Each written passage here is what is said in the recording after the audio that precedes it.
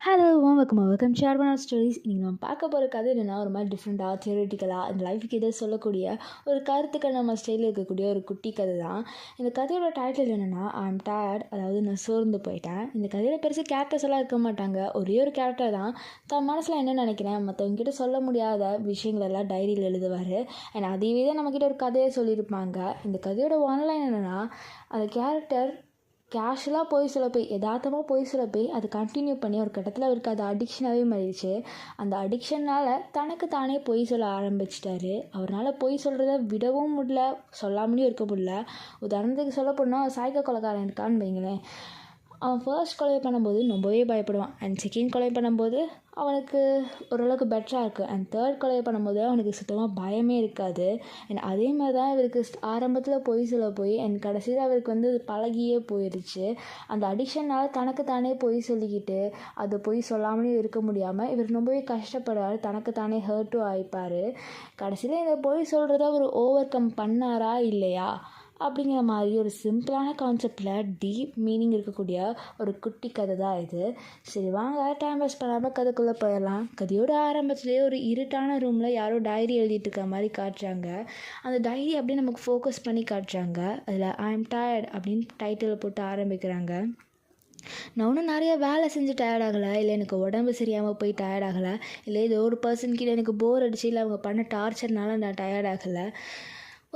நான் என்னோடய ஹெல்த் ரீதியாகவும் நான் டயர்டாகலை, இங்கே இருக்கிற மலை தூக்கி அங்கே வச்சு அப்படியும் டயர்டாகலை, என்னை சுற்றி இருக்கிற பிரச்சனைனால நான் டயர்டாகலை. ஐயோ இஎம்ஐ கட்டணுமே, லோன் கட்டணுமே, வீட்டு வாடகை வேறு கொடுக்கணுமே அப்படின்னு நினச்சி நான் டயர்டாகலை. எனக்குள்ளே இருக்க பெயின்னாலையும் நான் டயர்டாகலை. அடுத்த பில்கேட்ஸாக எலான் மஸ்கா எப்படி மாறலான்னு நான் யோசிச்சும் என் மூளை ரீதியாகவும் டயர்டாகலை. மொதல் சொல்ல போனால் நான் இந்த உலகத்தினாலே டயர்டாகலை.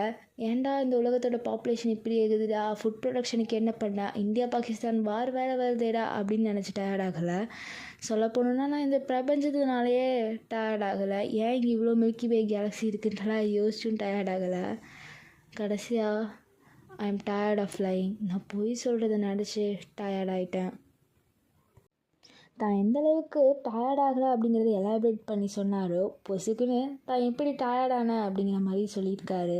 அண்ட் அதுக்கு அடுத்த லைன்லேயே அந்த டைரியில் உங்களுக்கு எல்லாத்துக்கும் தெரியுமா, பல நாள் திருடன் ஒரு நாள் அகப்படுவான். இது நான் நிறைய இடத்துல கேள்விப்பட்டிருக்கேன். ஏன் எங்கள் பாட்டி சொல்லி கூட கேள்விப்பட்டிருக்கேன். அதே மாதிரி தான் எனக்கு ரொம்பவே பயமாக இருக்குது. நான் எப்போ மாட்டிப்பணுன்ட்டு, என்னோடய பொய்களுக்கெல்லாம் ஒரு உண்மை கிடச்சி நான் எப்போ மாட்டிப்பணுன்ட்டு. ஏன் இந்த உலகத்தில் இருக்க மனுஷங்களால் பொய் சொல்லாமலே இருக்க முடியல. இதெல்லாம் ஏன் தப்பாக பொய் சொல்கிறது? இந்த உலகத்தோட தப்பு தானே. இந்த உலகம்தான் இதுக்கெல்லாம் காரணம். இப்போ கூட நான் ஒரு பொய் தான் சொல்கிறேன்.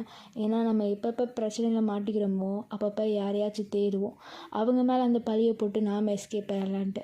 அதே மாதிரி தான் நான் இப்போ இந்த உலகத்து மேலே பழியை போடுறேன். என்னை பொறுத்த வரைக்கும் நான் அதோ ஒரு மலர் மாதிரி தான். ஆனால் மற்றவங்களை பொறுத்த வரைக்கும் நான் ஒரு கேக்டஸ். ஏன்னா நான் மலர் மாதிரி என்னோட நல்லவன் அப்படின்னு நான் சுற்றிட்டுருக்கேன். ஆனால் மற்றவங்களுக்கு என்னோடய பொய்னால் அவங்க எதையும் கிழிக்கப்பட்டு அவங்கள குத்தி எடுத்துகிட்ருக்கேன்.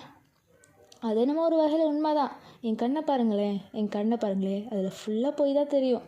ஆனால் அதோடய வெளி ஓரத்தை நீங்கள் பார்த்தீங்கன்னா நான் எந்த அளவுக்கு பொய் சொல்கிறேனோ அந்தளவுக்கு அதுக்கு வருந்தவும் செய்வேன். ஆனால் நீங்கள் அதை பார்க்க மாட்டேங்கிறீங்க.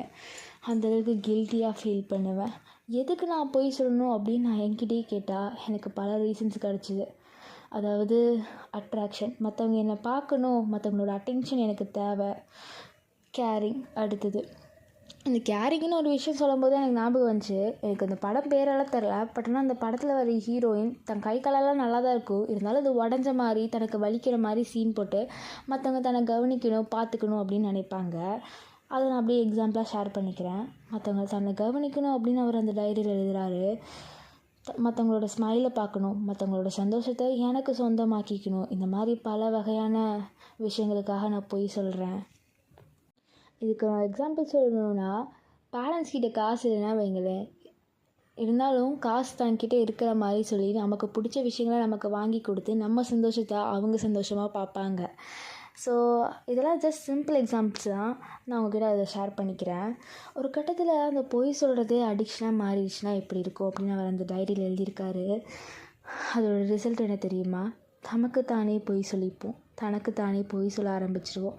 ஏன் மனுஷங்களோட இதயம் இப்படி டிசைனாக இருக்குது? மற்றவங்களையும் கஷ்டப்படுத்துகிறோம், தனக்கு தானாகவும் கஷ்டப்படுத்திக்கிறோம். ஏன் எதுக்காக நம்ம இதெல்லாம் பண்ணுறோம் அப்படிங்கிற மாதிரி அவர்கிட்ட ஏகப்பட்ட கேள்வியெல்லாம் லிஸ்ட் பண்ணி வச்சுருக்காரு. இது எல்லாத்துக்கும் தானே தனக்கு கஷ்டப்படுத்திக்க கூடாதுன்னா நம்மக்கிட்ட இருக்கிற கருணை உள்ளங்கள், அதாவது எம்பத்தி, சிம்பத்தி, பிட்டி, மற்றவங்களுக்கு உதவி பண்ணணும்னு நினைக்கிறது, மற்றவங்கக்கிட்ட பாசமாக இருக்கிறவங்க, அந்த எண்ணங்களெல்லாம் ஒழிச்சு கட்டிட்டாலே போதும்ல. ஆனால் அது முடியாது. அதுவும் பண்ண முடியாமல் முழுசாக கெட்டவனாகவும் மாற முடியாமல் இருக்கிற வலி இருக்கே, it is a massive feeling of hurting அப்படின்னு அவர் அந்த டைரியில் எழுதியிருக்காரு. அடுத்த லைன்லேயே இப்போ எனக்கு தோன்றது என்னென்னா, ஒரு பூட்டை எடுத்து என் வாயை பூட்டிக்கணும், ஆனால் அந்த பூட்டுக்கு சாவியே இருக்கக்கூடாது. அப்போ தான் நான் பொய் சொல்கிறத நிறுத்துவேன். கடைசியாக நான் ஒரு முடிவு எடுத்திருக்கேன். என்னோடய எல்லா சென்ஸையும் நான் முடிக்கணும். அதாவது பார்க்குறது, கேட்குறது, சுவைக்கிறது, உணர்றது, இந்த மாதிரி எல்லா சென்ஸையும் நான் க்ளோஸ் பண்ண விரும்புகிறேன். அதுக்கெல்லாம் நான் பண்ணணுன்னா நான் சாகிறது மட்டும்தானே வழி. ஆனால் நான் சாகணும் போகும்போதெல்லாம் எனக்கு பிடிச்சவங்க, என் மேலே ரொம்ப நம்பிக்கையாக இருக்கிறவங்க, என்னை நல்லா புரிஞ்சுக்கிட்டவங்க, நான் ஏன் பொய் சொல்கிறேன், அதுக்கான ரீசன் என்ன அப்படின்னு சொல்லிட்டு என்னை ஹர்ட் பண்ணாமல் இருக்கிற அந்த நல்ல உள்ளங்களுக்கெல்லாம் நான் என்ன சொல்லுவேன், அவங்க எப்படி நினைப்பாங்க அப்படிங்கிற மாதிரி நான் யோசித்தா எனக்கு சாகணுன்னே தோணலை. அப்புறம் தான் எனக்கு புரிஞ்சிச்சு, என்னோடய தப்புக்கெல்லாம் நான் பெரிய பெரிய குற்றவாளிகள் கூட கம்பேர் பண்ணால், கொலை பண்ணவன், கொள்ளை அடித்தவன், ஏன் ரேப் பண்ணவன், அவன் இவன்ட்டு ஏகப்பட்டவன் இருக்கான். அவன் கூடலாம் நான் என் தப்பை கம்பேர் பண்ணும்போது அதெல்லாம் ஒரு தப்பே இல்லைல்ல. க்ரைமு, ரேப் கேஸ், இந்த மாதிரி ஏகப்பட்ட கேஸ் இருக்க அவங்க கூடலாம் கம்பேர் பண்ணால் என்னோடய தப்பே இல்லைல்ல. பொய் சொல்கிறதுன்னு ஒரு தப்பா? ஆனால் இருந்தாலும் நான் ரொம்பவே சோர்ந்து போயிட்டேன் இந்த உலகத்தில் அப்படின்னு அந்த டைரியில் அவர் எழுதி முடிச்சிருக்க. இதோட இந்த கதையும் முடியுது. ஆக்சுவலாக இந்த கதையில் என்னென்னா, தனக்கு தானே கடைசியில் அவர் பொய் சொல்லிக்கிட்டாரு, தனக்கு தானே ஒரு ஜஸ்டிஸ் கொடுத்துக்கிட்டாரு. இதை எப்படி என் பண்ணியிருக்காங்கன்னா, நான் பொய் சொல்கிறத நிறுத்த முடியாது அப்படிங்கிற மாதிரி அவங்க என் பண்ணியிருக்காங்க. இப்போ புரியுதா ஹானஸ்டிங்கிறது எவ்வளோ இம்பார்ட்டன்ட்டு. அவருக்குள்ளே இருக்கிற குற்ற உணர்ச்சி அவரை கொஞ்சம் கொஞ்சமாக கொண்டுகிட்டே இருந்திருக்கு. அது அவளுக்கு அவ்வளோ ஹர்ட் ஆகிருக்கு.